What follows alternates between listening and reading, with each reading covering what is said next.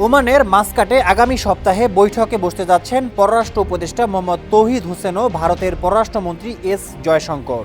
জানা যায়, বৈঠকে ভারতে শেখ হাসিনার অবস্থান ও তার উস্কানিমূলক বক্তব্য প্রদান নিয়ে আপত্তি জানানো হবে। পাশাপাশি ঢাকার পক্ষ থেকে দিল্লিকে দেওয়া হবে সম্পর্ককে আর খারাপ না করার বার্তা। এটি হতে যাচ্ছে তৌহিদ জয়শঙ্কর দ্বিতীয় বৈঠক। এর আগে প্রথম বৈঠকটি ২০২৪ সালের জাতিসংঘ সাধারণ অধিবেশনের ফাঁকে যুক্তরাষ্ট্রে অনুষ্ঠিত হয়েছিল। ওই বৈঠকে পারস্পরিক স্বার্থ সংশ্লিষ্ট বিষয়ে সম্পর্ক এগিয়ে নিয়ে যাওয়ার ব্যাপারে একমত হয়েছিলেন তারা। এছাড়া গত ডিসেম্বরে ভারতের পররাষ্ট্র সচিব বিক্রম মিস্ত্রির ঢাকা সফরের সময় দুই দেশের পররাষ্ট্র সচিবের পর্যায়ে বৈঠক অনুষ্ঠিত হয়েছিল। পররাষ্ট্র মন্ত্রণালয়ের সূত্রে জানা যায়, বৈঠকে বাংলাদেশের অভ্যন্তরীণ বিষয়ে ভারতের হস্তক্ষেপকে বন্ধ করতে আহ্বান জানাবে ঢাকা।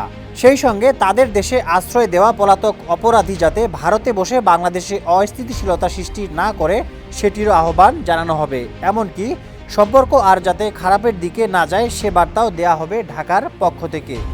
এছাড়া আসন্ন তৌহিদ জয়শঙ্কর বৈঠকে ঢাকার পক্ষ থেকে সীমান্ত হত্যা বন্ধ এবং দুই দেশের সীমান্ত নিয়ে যে নিষ্পত্তি হওয়ার বোঝাপড়া রয়েছে তা মেনে চলতে বলা হবে। সীমান্তে শূন্যরেখায় কাঁটাতারের বেড়া নির্মাণ করে উত্তেজনা না ছড়ানোর আহ্বানও করা হবে।